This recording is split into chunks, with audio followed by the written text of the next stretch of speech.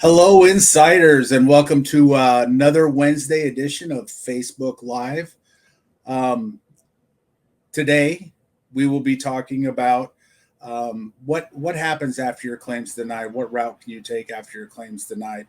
With me today is Coach Jeff Rogers. Sorry, Jeff. Coach Jeff Sorry. Rogers, and I will let him go ahead and while he's telling you a little bit about himself, why don't you guys go ahead and put in what branch of service you were in, um, and where you currently reside in the chat, and we'll give some shout outs. All right, Coach Jeff, go ahead. Thanks, Daryl. It's a pleasure to teach with you. And of course, what I see in the background and what I see and I can smell through the computer, Semper Fi, always motivated, always Semper Fi. faithful. Rah. Stay motivated. If you got any Marines out there, come on. We got our birthday coming up, just like Christmas. It's never too soon. And we have Veterans Day right after. So we also just celebrated the Air Force birthday recently. So if you are a Air Force Bubba, happy belated. We got October 8th, if I can remember, because we are part Navy, Daryl. We get our paychecks and we get our in-driver Uber from them as well. But anyway, 10 years Marine Corps veteran, 4 active, 6 reserve, went in as an artillery officer, got out as a major, 100% permanent total, and I do live down south of the border down in Mexico. Also work with some of the Veteranos de Español in Puerto Rico. So if you guys have any questions there, hey, we're here to talk about, right, you get a denial, what happens after. So I'm excited to be teaching with Daryl. He's got a lot of good experience, good knowledge, and Semper Fi. Semper Fi, Ra. Just get to Paul real quick. Paul, Semper Fi to you as well. I'm senior veteran coach Daryl. I've been here for a couple of years now, and I obviously, just like Jeff said, I served in the Marine Corps during the first Gulf War. And interestingly enough, I also worked for the VA for about 11 years, and 6.5 of that I spent as a rating specialist. So I like to take the knowledge that I've gained by doing that position and kind of sharing it with everybody and getting that information out. So I think this is going to be a good class. Denials happen. It's just part of the game, right? The game the VA likes to play. So we're going to go ahead and give some shout outs here, and then we'll get into the meat of what we do and into the meat of what you can do if you're denied. Right. We got Ricky Dowdy, Semper Fi. It's good to see you, man. 100% permanent. Yes, yeah, graduate. Yes, he is. Yes, he is. Even if I may, the gentleman before, Jerry Kimberlin, U.S. Navy CV, and he says right there after that first comma, Vietnam vet, 1970, 1980. Whatever service you're in, whatever branch or whatever era, I would also specifically have a huge shout out to my Navy vet or my Vietnam vets. Thank you for your service, and most importantly, welcome back. You didn't get it when you guys were there, but man, you guys towed the line for, second to Afghanistan. So I appreciate y'all. You guys did some amazing, good stuff. Thank you, Daryl. Yep. And in all honesty, with Vietnam veterans, my dad was a Vietnam veteran, served in Quang Tri, Vietnam. He was radio communications was his MOS, but he's a lot of the reason why I got into working with the VA and those Vietnam veterans, they always have that mentality. Other people are hurt worse than I am, but like the company says, if you served, you deserve. So it's not like they're going to take away benefits from you just to give them to somebody else. So if you've got something going on, you want some help, feel free to reach out to VACI, and Kelsey will throw that. There you go. Just have a chat with one of our coaches or one of our BDRs, and just see, you're entitled to benefits. And if you're not receiving those benefits, then you're not doing yourself or your family a service, right? So we'll get back to some more of these. My little soapbox. I like to jump on that once in a while. No, that's exactly what you need to do. Because when I got off active duty in 2013, you talk about your father, right, being your catalyst as to why you started getting into the VA process.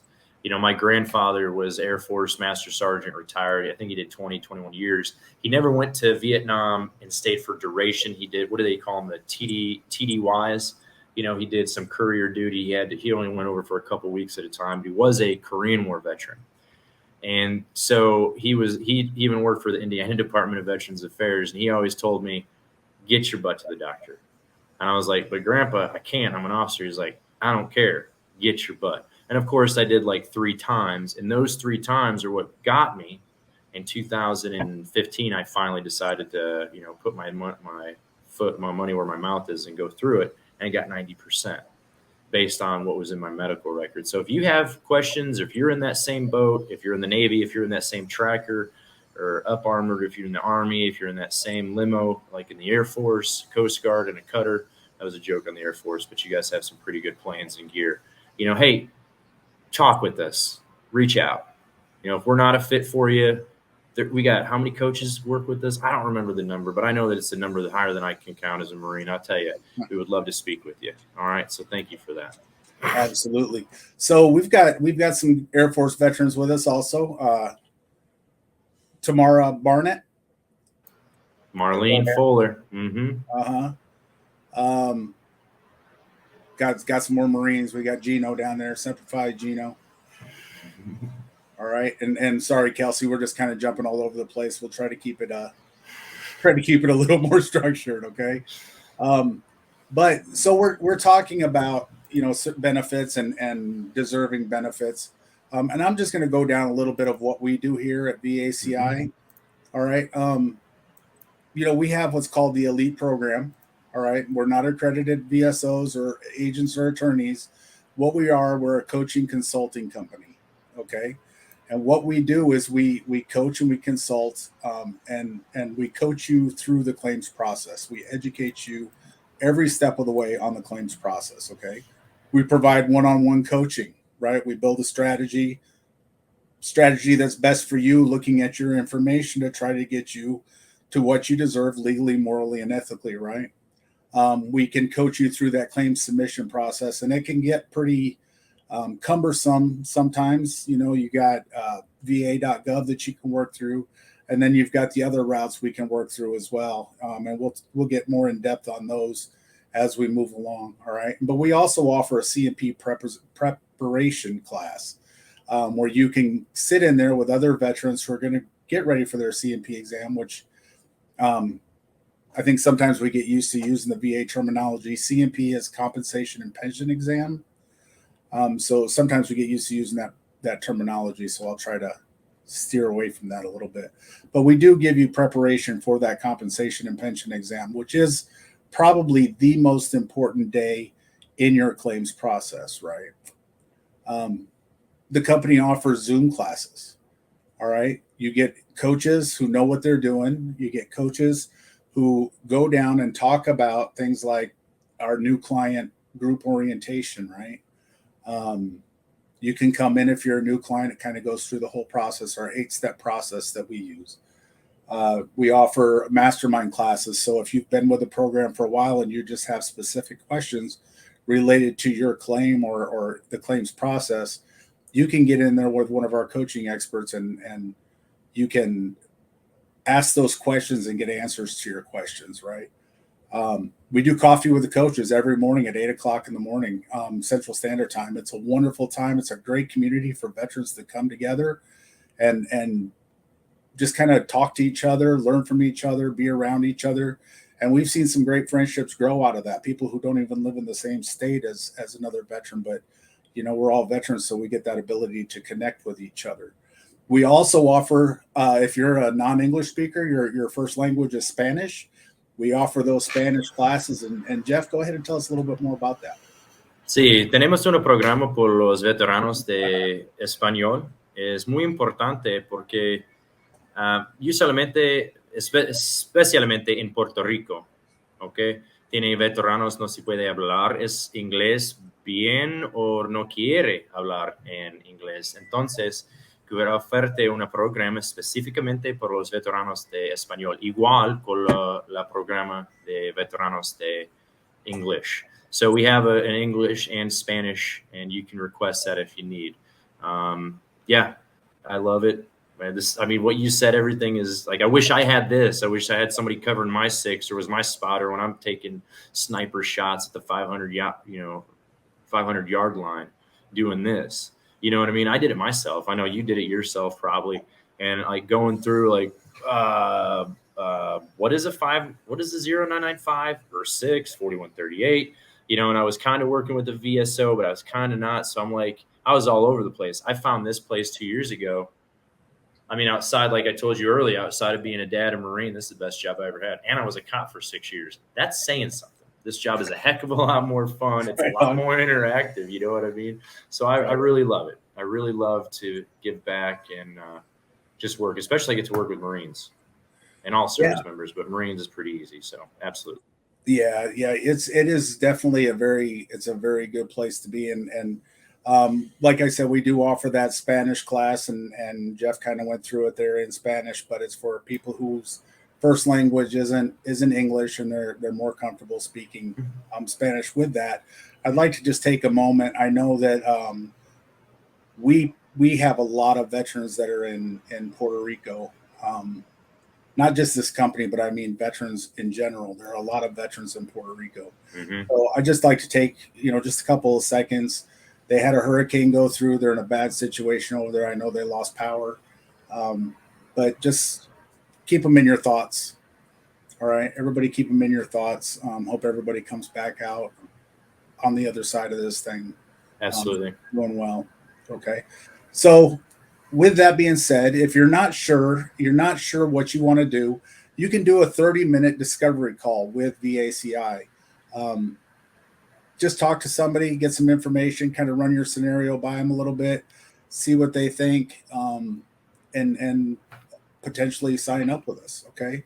But with all of that being said, we'd love to partner with you on your VA journey. We've got a lot of coaching experts here that are very successful in helping clients and helping veterans work through their claims. So, there's the information on how to get your free discovery call. All right. Now, with all of that being said, why don't we just jump right into it? All right, Jeff. Absolutely. I'm with you. All right. Now, so the moment you've been waiting for, right? Today's topic is 3 options to consider if your VA claim is denied. Now, as a rating specialist, one of the things I hated more than anything, in all honesty, was having to deny somebody who I felt really deserved to be service connected. And I say felt, but the evidence is there. Right. They're just missing one little piece, or they're missing a little bit of information. And it's a frustration that I know that a lot of rating specialists had. So just to kind of back up a little bit, I was an instructor for the VA also and taught other people how to be rating specialists. But just knowing the frustration that they felt also when they're rating claims.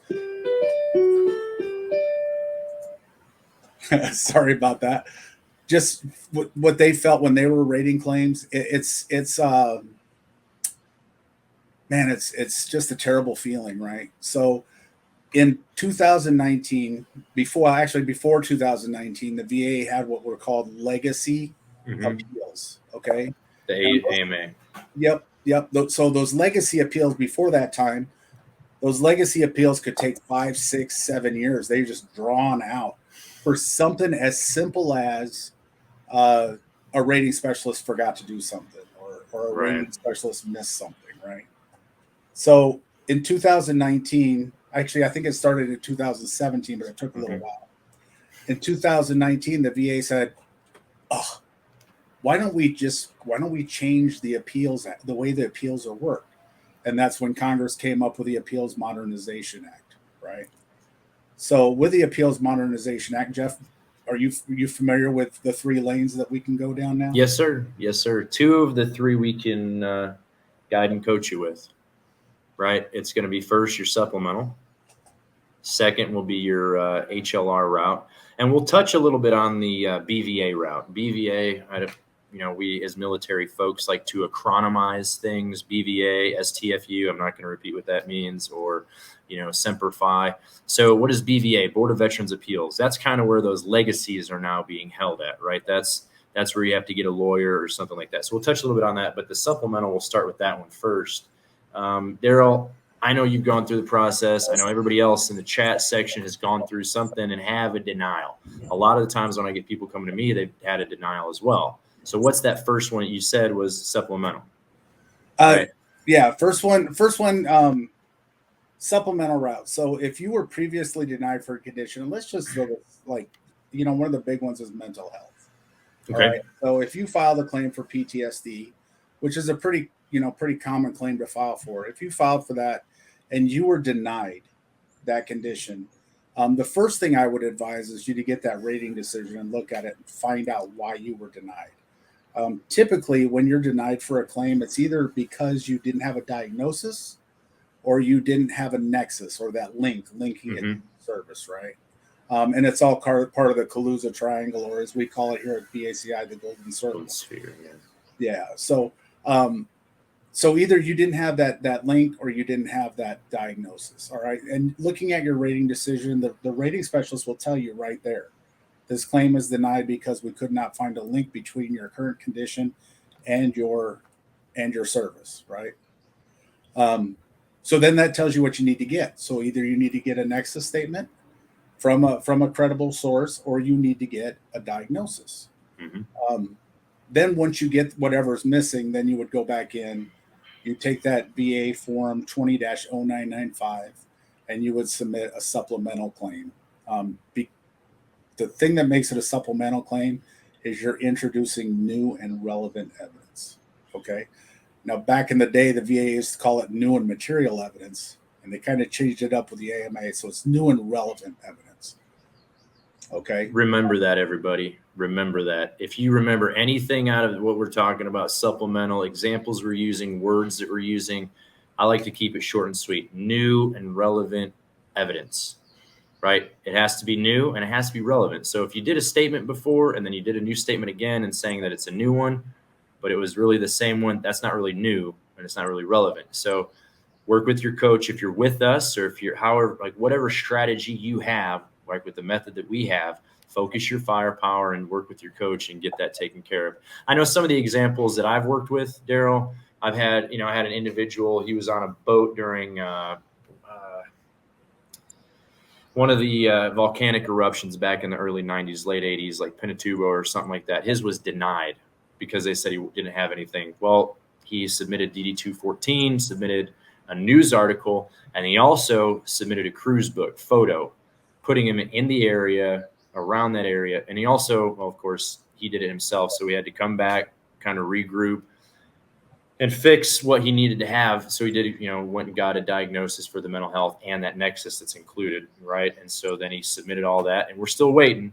But I think it's a good claim because he had everything that he needed as a part of the strategy. So yes, absolutely, new and relevant medical information. Right. And what I actually, when I was a rating specialist, I was able to do the same thing with a Vietnam era veteran denied because we couldn't find evidence that the veteran had actually served in Vietnam. Veterans sent in pictures of them in Vietnam, and we were able to concede Vietnam service due to that. But let's give some examples of new and relevant information. Okay, so a new independent medical opinion, also called an IMO, that is an example of new and relevant evidence, something that hasn't been submitted and considered before by the VA. Okay, new tests or medical examinations, right? LES statements can be used. And I know that my wife works for the company also, Jen, and she was actually able to get an LES statement of a veteran who served in a specific place, and it said it on that LES statement, that leave and earning statement. They received hazardous pay because they were there. So, you got to get inventive with it. I had a guy with jump log. He had a complaint, no diagnosis, complaint of. He had a jump log. He had information from his master sergeant. So a leadership role from an individual got him service connected because with that. Yep. Letters home. Oh, yeah. Letters home used. So same deal, Vietnam veteran had letters that his girlfriend at the time had saved and his mom had saved while he was in Vietnam and used those because they put the APO address on there and you're able to concede due to that. So there are different ways that you can, that there's different new and material evidence, or sorry, new and relevant evidence that you can use. All right. So some examples of when to use those, when to do the supplemental claim, um, previous denial, Mm-hmm. right? We talked about that. Your rating doesn't match your symptoms. You can provide additional medical evidence to support that your symptoms are more severe than your initial rating. Like migraines. Yeah, Migraines would be a good one if you're, what is it, two or three in the last 2 or 3 months. right, You're only rated at like 10 or 30, but you should be up at the higher level, especially if it's impacting your work, something like that, maybe. right. Now, and I know a lot of people get confused. Okay, so I was service connected for PTSD at 30%, so I'm going to submit a supplemental claim because now you were granted, so it wouldn't be a supplemental claim at that point. It would be a increase, Okay. a claim for increase. So you wouldn't have to worry about the supplemental. Check. Typically, we would use supplemental mostly in a case where you were previously denied and you need to submit new and relevant evidence in order to get that rating decision overturned. All right. So I get asked this a lot too. So if I filed an intent to file in January, my claim was decided in August.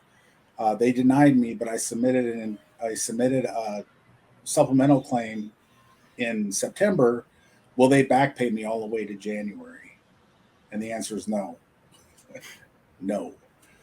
The way it works with a supplemental claim, the VA made a decision on the evidence of record. Mm-hmm. Okay. So once you submit new evidence, that's evidence that the VA hadn't considered in the previous decision. Okay. They will take that new evidence that they didn't have before, and your effective date would essentially be the date that you filed that supplemental claim. All right, unless you did a intent to file in between there. It gets a little confusing, but hopefully that helps some people out there. So, so we're talking about supplemental claim. What's the average wait time on a supplemental claim? It varies. What have you been seeing, Jeff?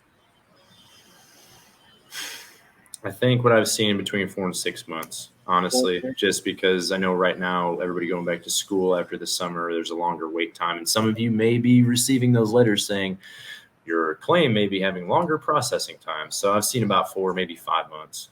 Yeah. yeah, and really a lot of that depends on the regional office that you're working Mm-hmm. with and the claims flow. So I kind of like to go over this just a little bit, just so veterans are aware of the process. Mm-hmm. So once you file or once you submit your claim, it goes to Janesville, Wisconsin. They scan it all into their Veterans Benefit Management System, VBMS. VBMS. Yep. Yeah.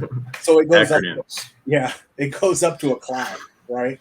So when a station needs work, they take work out of that cloud. It's funneled to their station.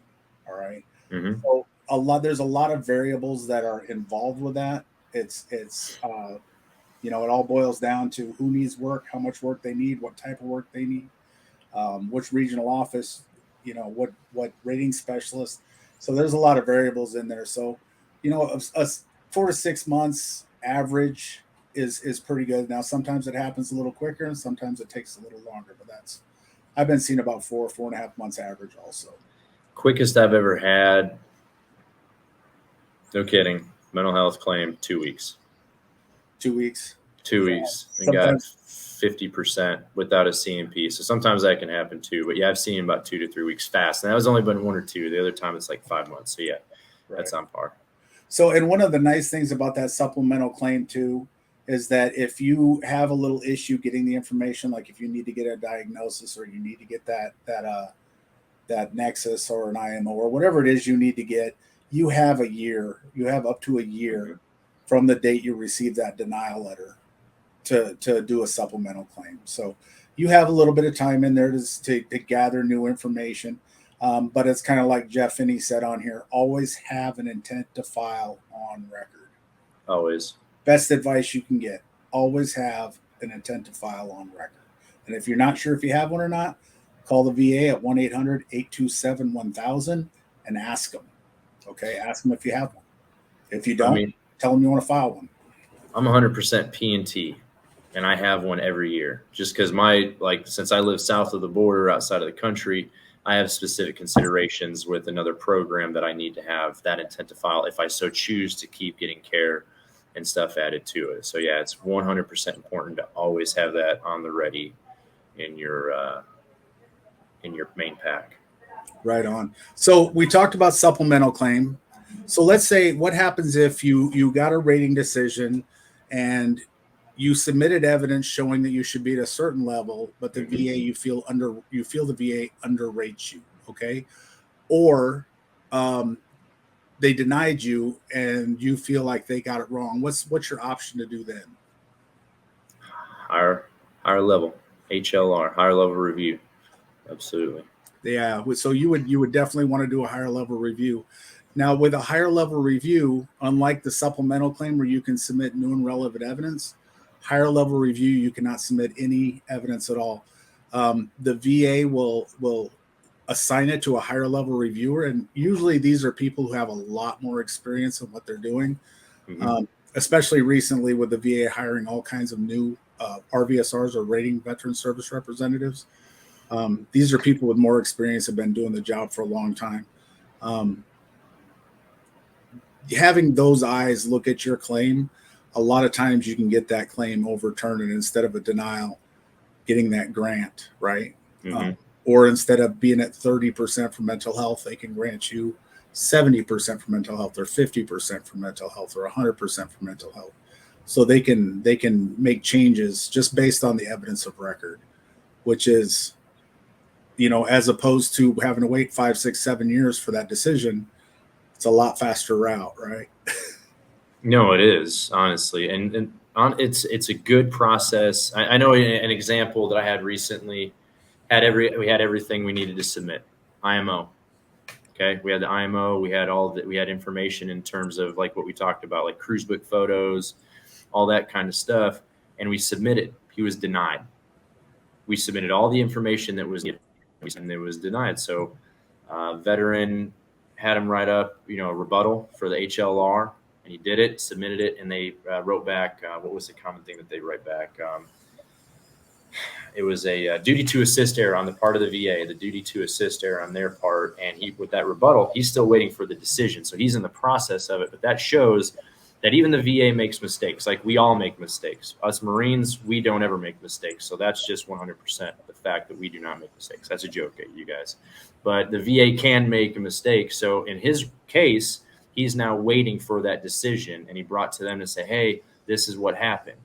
Right. So the HLR is good to bring light to those mistakes that somebody may have missed. We're all human. Even if, like you said, they brought on some new dudes and dudettes at the VA, and you got to train them up. Right. Sometimes your Lance Corporal can't always be the most savvy sergeant or staff sergeant. You got to give some people some training. And this is one of those things to help recorrect, I guess you would say, those mistakes. Absolutely. Yeah. And we all know that E4s run the military anyway. So. You said O4s? Yes, absolutely. Yeah. O4s. Yeah, O4s. There's that E in front of it. E4. Oh, I couldn't. All right. So yeah, the HLR route, to me, that's the logical route to go. But once again, you're going to want to look at that rating decision and see why you were denied, right? If they say you were denied because you didn't have a diagnosis, but you submitted a diagnosis, that's a classic example for a higher level review. All right. If you saw, and this moves a lot quicker than the legacy appeals, like I was saying, these are about 125 days, and I've actually seen these coming back faster than I have the supplemental claims. Right, supplemental claims have been coming back in 4 to 6 months. I've been getting these back in about a month and a half. I've seen that as well. I can corroborate that. Yeah, so. Higher level review, that's one of those things where if you were denied a claim and you're not sure what to do, you can talk to one of our coaches, get in the program, get in the elite program, talk to the coaches, and they can kind of guide you in that direction on which route would be the best route to go, whether a higher level review is for you or if a supplemental claim is for you. So those two are the most popular. Those are the two most advisable routes. I have another example, Daryl, if you can, kind of show, we showed the processing error, right? You submit everything and the VA might not have caught something. Or if you submitted everything and they just didn't consider any of it, like it went in and it was just denied outright. I know I get veterans that are, there's comments about the VA, right? But understand the VA is a bureaucratic entity. There's a lot of red tape, and you got to take it with a grain of salt that there's human error involved in the governmental process there. So I had one, an individual was Army vet, career, served, I think, Iraq 2 or 3 times. And with that new PACT Act, if there's no veteran here that has any idea what that is, check it out, look it up, PACT Act, get with your coach if you don't know what that is. That's the new presumptive claims being added for Vietnam vets, Agent Orange, as well as the burn pit veterans, right? And this specific veteran I'm working with, sinusitis rhinitis, complaint in service, medical record in service, submitted a 21-4138 statement of support of claim just to cover the gap between the deployments and when she got off, right? And still was denied. But doing the HLR, I think that'll uncover and show and put that evidence that was in front of somebody else, you're going to transfer it to somebody else because of this process. So it's honest to God, one of the better and quicker than supplemental. Absolutely. And one of the benefits to an HLR over a supplemental claim, so a supplemental claim is going to go to a rating specialist. Typically, rating specialists only go so far back in the file, right? Because they have production standards, they have quality standards, so they're trying to work as quickly as they can through. HLR, with that higher level reviewer, they're actually able to do what's called a de novo review, and they can review your entire file. They have that de novo review. De novo. Yep, de novo review. They can go in and they can look at your entire file, right, from start to finish. They have the time that they can go through them page by page to try to find the evidence to corroborate or to support your claim. And that's why a lot of those HLRs are successful, because they have the ability to do that and they have the ability to go in and see. And while we're talking about it, one of the things, if anybody's ever seen their rating decision, it'll have an evidence listing. All right. So if you know that you submitted evidence and there's evidence missing in that listing, that's one of those ones where you'd want to look at whether you want to do an HLR or a supplemental claim, but you'd want to find out if the VA actually did receive that evidence. And you can do that too by calling that 800 number that they put up earlier. Good. No, that's actually really the AMA decision that you're talking about. The other thing, if I can add on to that, that's a great caveat to the AMA decision. Like, it'll say favorable findings. So it'll give you the breakdown on why they denied it, but it also gives you favorable findings. So if you're going for like a secondary claim, it will say, hey, you have a primary service connection, or what's the other one they say? Like, you have a qualifying event, but there's something specific they don't have. So whatever it is that you are going through, whatever claim you're going through, pay attention to that AMA or that decision review or the decision that they gave you, because pretty much it's going to tell you exactly what they need. It's going to tell you, line it out. It'll give you, an outline, not an answer to the test, but at least, give you enough information to get your tubes on target, for talking artillery. What? Did anybody say something? But it's okay. All right. So we've talked about HLR. We've talked about supplemental claim. There is a third route that you can go. It kind of puts you back in that BVA, the Board of Veterans Appeals route. But even that, they've simplified that a little bit too, so it's not as cumbersome of a tasking, and it's moving a lot quicker. And that's called the third and final option would be the BVA. All right. Okay. Now with this option, you have 3 sub options. All right, or dockets. You can do a direct docket, which is a review of all the current evidence by a judge, a VA law judge, right, or a VA judge. It's similar to a higher level review, so you can't submit any new evidence. They just review the evidence there. All right. There's an evidence docket. All right, that's review of your file plus any evidence that you submit, and that one's similar to a VB. I'm sorry, a supplemental claim. All right, and then they have a hearing docket, and that's the opportunity to present your case directly to a judge, and you can introduce more evidence during and after the meeting. So you're able to actually sit in front of a judge and have a conversation with the judge about your claim and kind of plead your case. And those are either in person or virtual. There's an option. Okay. That is not anything that VACI helps out with. I have directed some veterans that direction because I feel like they had such a strong case, and we've gone through the supplemental and we've gone through the HLR route. So, I have directed some there, and they've been successful going down that route. Now, the nice part is with the direct docket, you're looking at about 125? 25. Yeah, 125 days. So you're not looking at 5-6 years down the road before you get your decision. These move a lot quicker because of the AMA, right?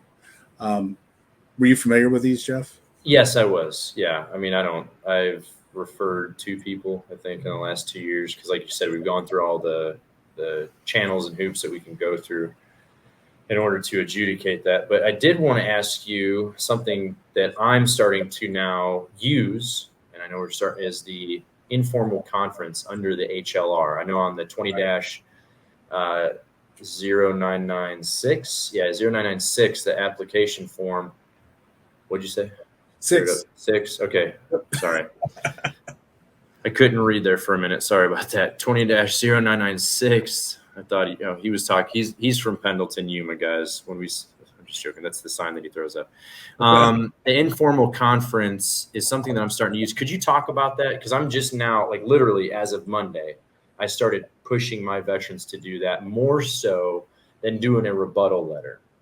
Right? Yeah, that informal conference. So that informal conference gives you the opportunity to directly speak with whomever is reviewing your claim.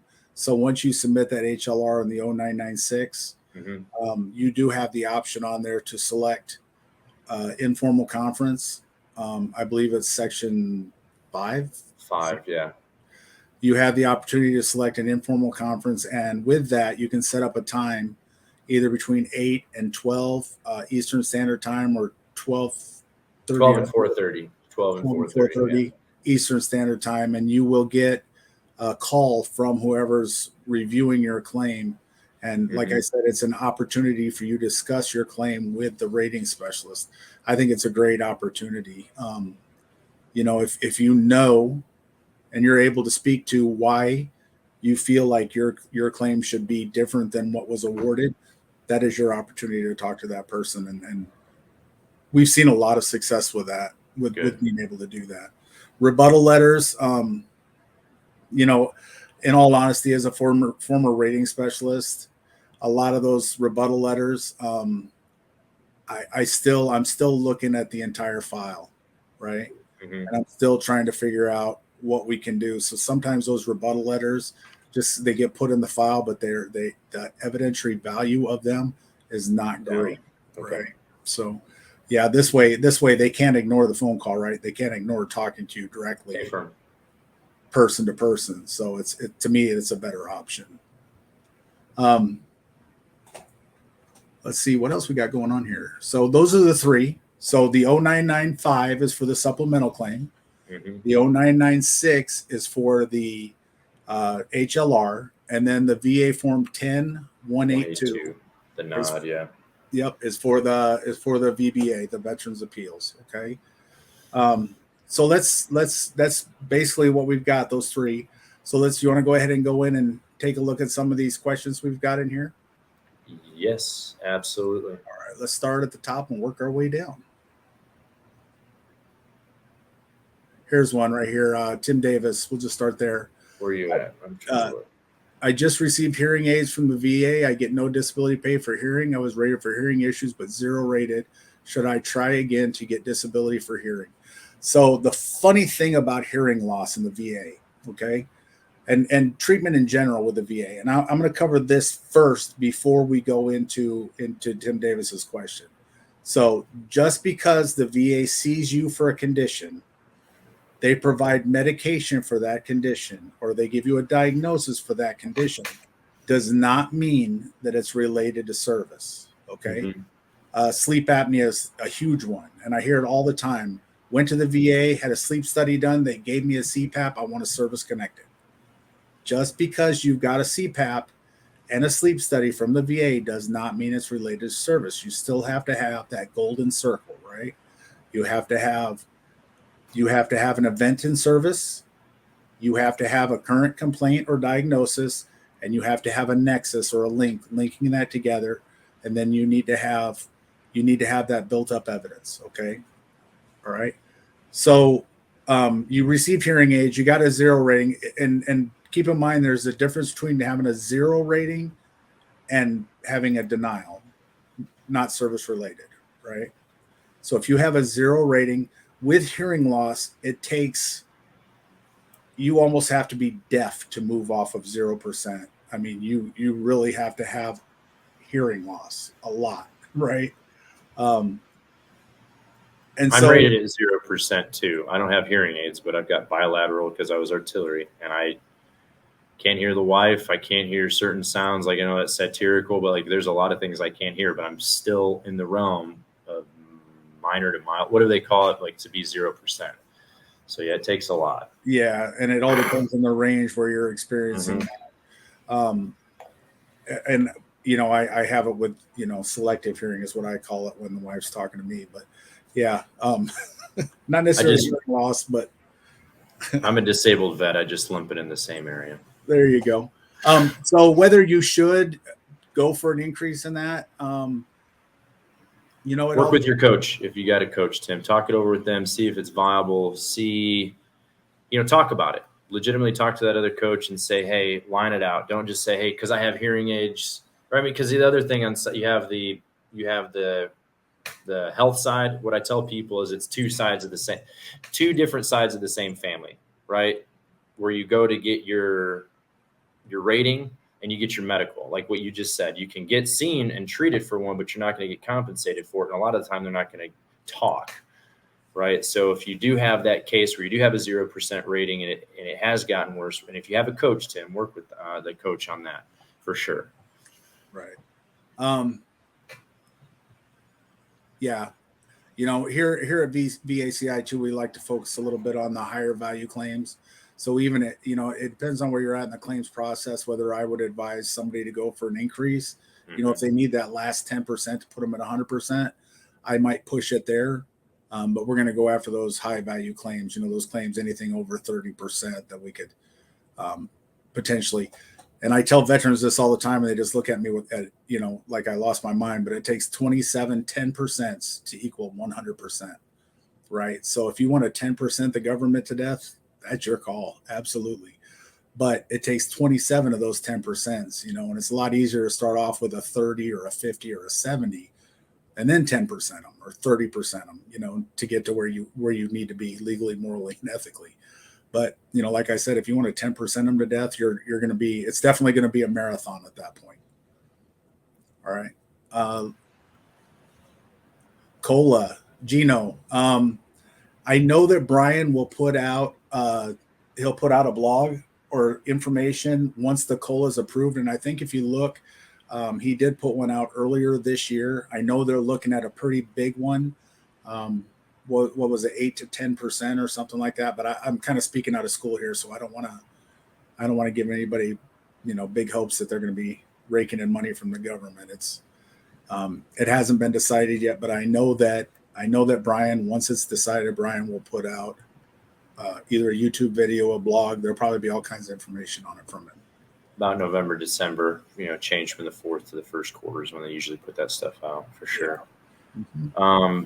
Tanya Yee Hudson, I'm PT. Will I lose my benefits if I try to get reevaluated for a higher percentage for each disability? I'm homebound to, but want to work. So if you're 100% P&T, you can still work. right? But here's my thing on if you've already got a 100% P&T rating, it's a personal thing if you want to get those increased. I wouldn't do that because you're already at the 100% permanent and total level. Daryl, you may have different guidance on that. If you're at 100% P&T, here's my example. I'm 100% P&T. I don't have 27 things, but I've got about 12 things and a mental health rating. So if I need to receive care here in Mexico, I have to get something service connected in order to get it taken care of, where I can get reimbursed or I don't have to pay out of pocket. But if you're living CONUS and you're 100% P&T, I wouldn't do that. That's just me. What do you think, Daryl? Yeah, you're right. So veterans who live abroad, Germany, we get a lot of people who live in Germany, few that live in the Philippines, different countries. You're seen for each condition that you're service connected for. Mm-hmm. Whereas here in the United States, you're seen for everything once you're at 100% permanent total. Now, I will tell and I will advise all veterans that if you are at 100%, or even if you're not at 100%, let's say you're at 50% for mental health, all right, and you decide that you want to get that condition reevaluated, there is always a chance that condition can be reduced, mm-hmm. All right? So before you do anything, make sure you meet the symptoms, right? The severity of your symptoms meet the next higher level, the next higher evaluation. And there's several ways you can do that. You can get an IMO shown where you're currently at. You can, if you're receiving treatment, a lot of times that treatment will match up also. But before you go and try to get reevaluated for any condition, number one, make sure you're not already at the maximum evaluation for that condition. Like migraines, I've had veterans at 50% and want to try to go higher. Tinnitus, 10% is the highest, and I've had veterans that want to go higher. I want an increase in my tinnitus. It's really bad.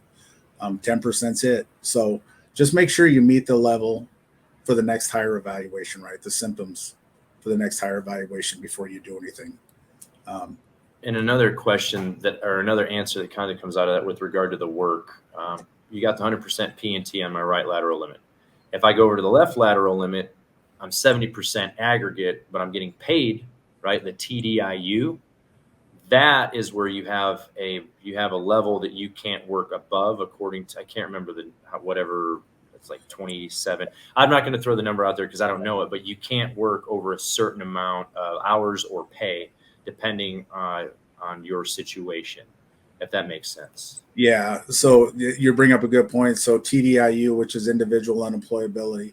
Mm-hmm. First off, there's a difference between being unemployed and being unemployable. Okay. And veterans kind of get that skewed sometimes. But if you are at 100% for TDIU, individual unemployability, you are bound by whatever Congress sets as the maximum amount you can make. Right. And the VA and the IRS talk to each other. So if you are getting TDIU and you think, well, I'm going to make just a little bit more than I'm allowed to make, but they should allow me to keep it, they won't. Right. They will take it away. So awesome. There's a link as well. Check out some of the links. These are articles that we put out for you all. Honestly, I use them all the time. If you got a question, I can text and send some information because they'll line it out for you. And I'm 100% scheduler, permanent and total, and I still work. So you can still work. All right. Same here. Thank you for that, Daryl. Honestly, great breakdown. Paul Lesta. Yeah, Paul Lesta. Tried to claim sinusitis, had a diagnosis, did a DBQ. We acronymized everything. DBQ means disability benefits questionnaire. Buddy lay statement, Nexus finally got rated at 0% for rhinitis after 11 months. Wait, how can I proceed to challenge the VA? Paul, if you're working with one of our coaches, that's where it comes in. I mean, if you're at 0% and your symptoms have gotten worse, increase, right? If you're at the 0%, increase, but make sure, right? I think rhinitis goes 30. I think sinusitis. I always get sinusitis and rhinitis mixed up. But if the rhinitis is that bad, it goes up to 30%. And if your symptoms meet that level, then that's your choice to go ahead and do an increase. But make sure that all your coordinating instructions, like you just said, you had all the information. all that work, all that information that you had put together into a nice package and submitted to the VA, they only gave you 0%. But that's a good thing because there are follow-on conditions, secondary conditions that you could or increase. So, like I said, if you have a coach, talk through, hey, I've got rhinitis. One that I know is, sleep apnea, probably hardest to get service connected primarily. Secondarily as well, a lot of people think go for PTSD. If you've got rhinitis, sinusitis, and if it actually is caused by that, that's a condition that can be secondarily connected to, right, with the breathing issues. I'm not a doctor, of course. I know I am a Marine officer, should be at least a doctor. I'm just joking, that's sarcasm. But that's a really good question. And congratulations on getting that 0%, Paul. I mean, I know it's, even a 0% is something that I do celebrate with my veterans, 100% all the time. Yeah, 0% for rhinitis, that's a win because that's what they've been coming back at. Now, it's rated under diagnostic code 6522. And to get the 10%, you have to have some kind of blockage, all right, at least 50% obstruction on both sides, right, which is not very common. Or you have to have, for the 30%, you have to have polyps, all right. So if you have those and you want to go for an increase, then by all means go for an increase. Good deal. All right. No, that is a great question. Great question. I scrolled way too far down. I don't know. We're at Paul. There we are. I got it. Jerry Kimberlin. How does one get with coffee with the coaches? How does one get? Okay, in order to get those, Jerry, and I don't know if you are currently an elite member or not, but if you are, just talk to your coach. They can give you the calendar of classes. Mm-hmm. If you're not, do a discovery call or sign up with us, and you will get access to the coffee with the coaches and the mastermind classes and any classes, all of our resources that we have actually. So there are a lot of good resources in our insider portal that you can use, which is awesome. Our insider portal was a system that was built just for VACI, and it's very interactive. And there's all kinds of resources in there. But in order to get on coffee with the coaches and the mastermind class, you need to be an elite member. That's how you get your access to it. Now, remember, if you become an elite member and we're working through the process and you don't get an increase, there's no charge. I get that. I get asked that a lot too. How much do you guys charge up front? We don't charge anything up front, right? It's only if you win your claim. So if you don't win your claim, if you're denied your claim, there's no fee. You don't know anything. All right. Please take a look at that contract. If you want to do it, take a look at it if it's your fit. I know some people don't want to come with us. They want to go to a VSO. Some people want to work with themselves.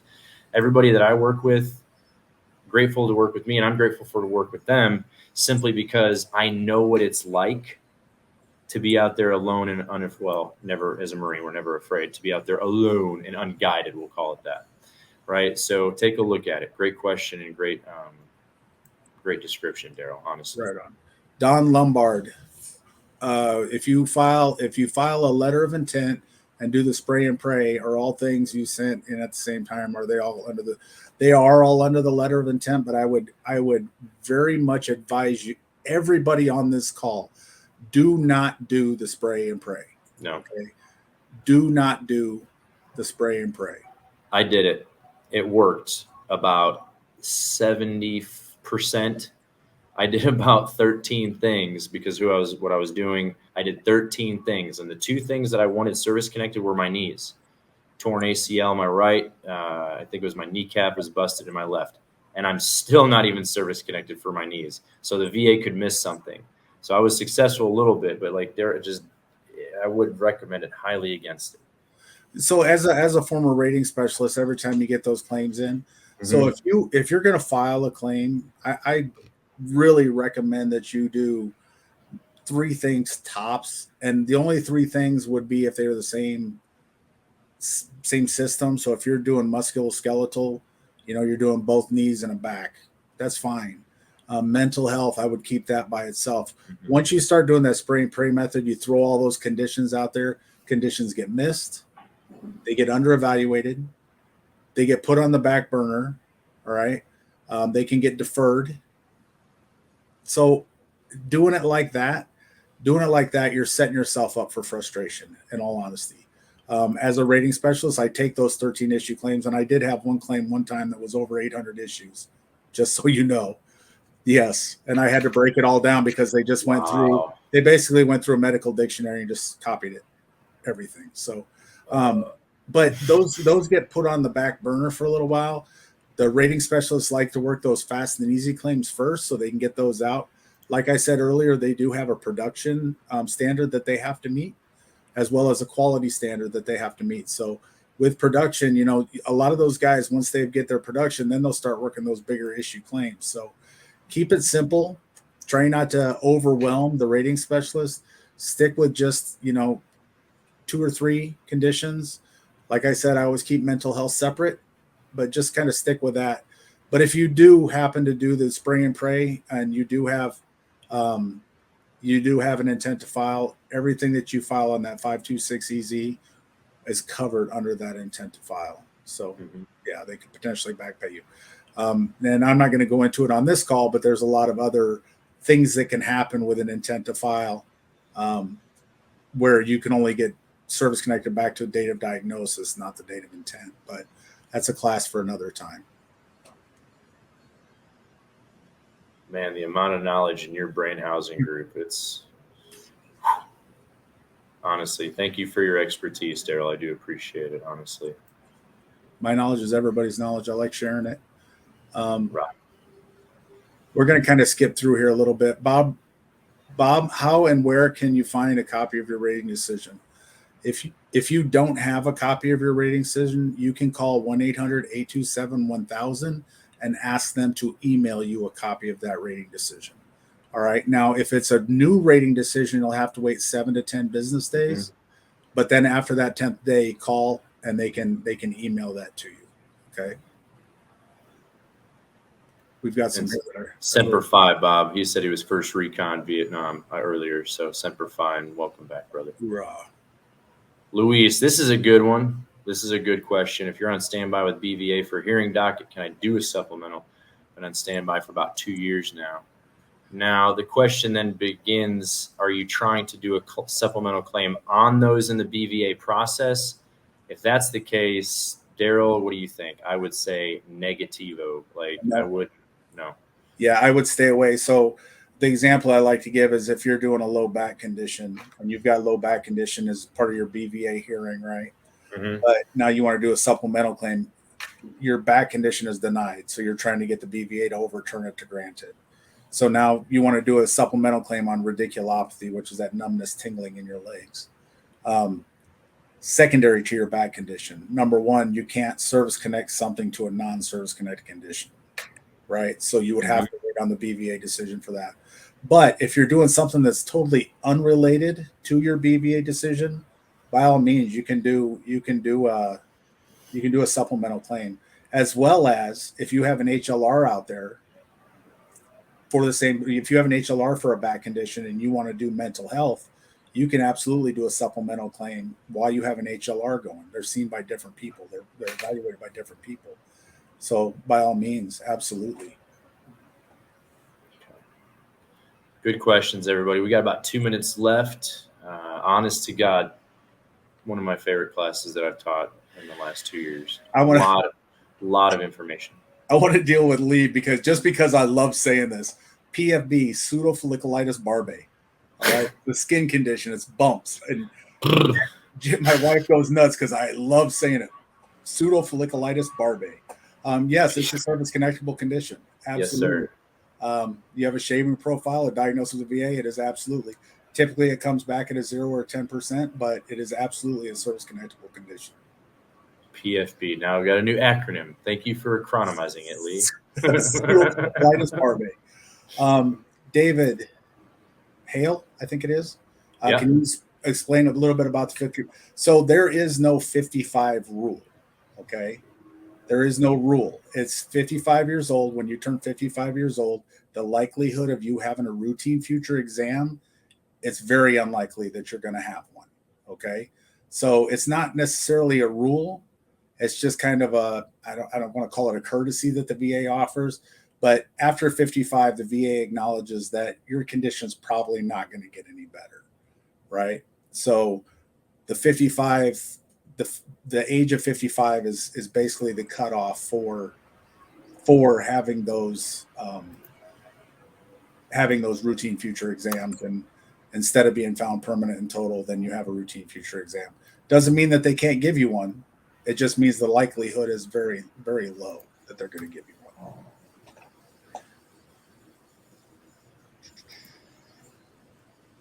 Keep going down here. We've got, it is the top of the hour. Yeah. I really apologize if we didn't get to your question. I do know that we go back and we answer the questions, and you will get a response for those. Mm-hmm. In fact, our wonderful Kelsey, she usually does that and goes back through and answers those questions. But Jeff, it's been an absolute pleasure teaching with you today, working with you. As well. Semper Fi, brother. Thank you. All right. And for all of those veterans out there, the path you take is your choice. If this company would have been around when I was going through the frustration of the VA, I definitely would have used this company. I definitely would have. There's a lot of experience, a lot of knowledge, and a lot of resources here. And like Jeff said earlier, best job I ever had. True story. All right. So it is the 12:01 now. Everybody have a great day or not. The choice is yours. Make the most out of it. All right. See you guys.